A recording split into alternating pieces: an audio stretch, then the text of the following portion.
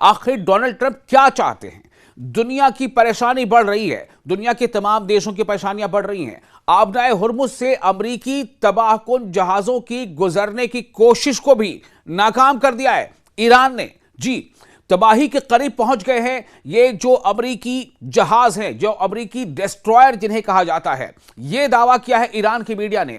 दरअसल ईरानी media reports के मुताबिक हफ्ते के रोज, हफ्ता कहते हैं सैटरडे के रोज अमरीकी फौज की जानिब से 2 तबाहकुन जंगी जहाजों को आबनाए हुर्मुज से गुजारने की कोशिश एक नाकाम प्रोपेगेंडा स्टंट साबित हुई है, जिसे इस्लामाबाद में जारी मुज़ाकरात के साथ हम आहंग किया गया था।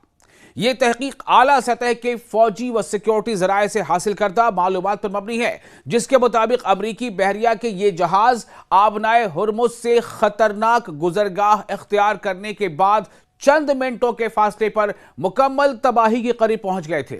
यह कार्रवाई मुबैना तौर पर पाकिस्तान के दारुल हुकूमत में ईरान अमरीका मुज़ाकरात पर असरअंदाज होने के लिए की गई थी। और उसके बाद जो अब स्ट्रैटेजी सामने आ रही है, डोनाल्ड ट्रंप परेशान हैं।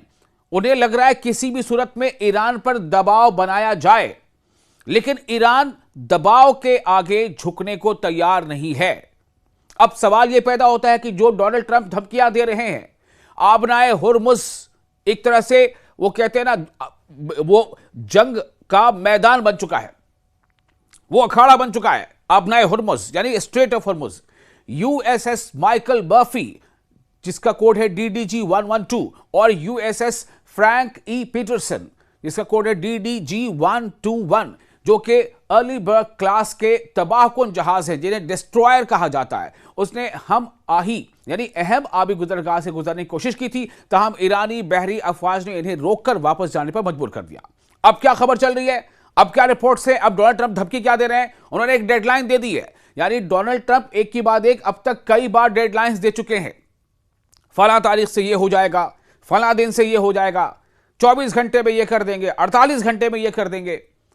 और एक नई डेडलाइन भी आपके सामने है, स्ट्रेट ऑफ हुर्मुज पहले से ही बंद है। बंद का मतलब ईरान के कंट्रोल में है। ईरान जिसे चाहता है, यानी ईरान को लगता है कि जो हमारे दोस्त नहीं भी है लेकिन हमारे दुश्मन के अगर दोस्त नहीं है तो उन्हें ईरान वहां से गुजरने देता है। ईरान किन्हें दुश्मन समझ रहा है आप समझ सकते हैं। ईरान की नजर में अमेरिका दुश्मन है, इस्राइल दुश्मन है, चूंकि अमेरिका और इस्राइल ने ही ईरान पर हमले किए।